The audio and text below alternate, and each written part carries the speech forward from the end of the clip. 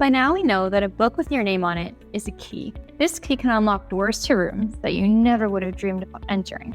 As we discussed earlier, networking can lead to making connections that elevate your business and become partners in your success.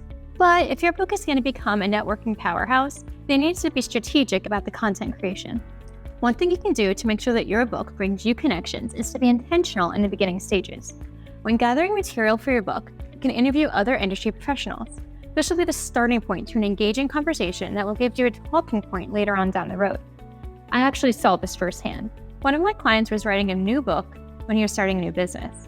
He knew of other business leaders who had already established companies but were ready to expand upon them. So we scheduled interviews to add their stories into his book.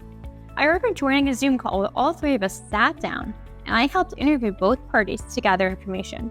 By the end of that Zoom call, we were all laughing and having a great time.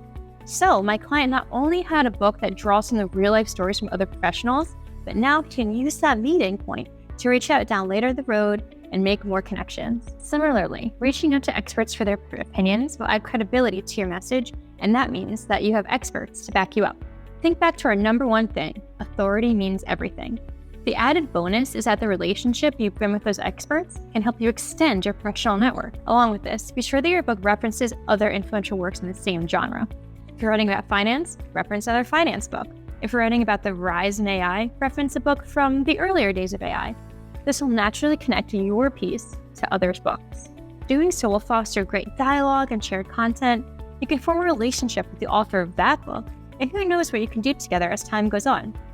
This will start partnerships in a more organic way. Don't forget that book development teams often have huge networks that can help you find connections in a specific industry for impactful interviews and endorsements. You don't have to seek them out. Let a publishing house do the work for you. Think about your book not as a solo accomplishment, but as a collaborative one that will help you keep doors unlocked for years to come. But no matter how many opportunities you receive, it's the legacy you leave behind that really will define your impact.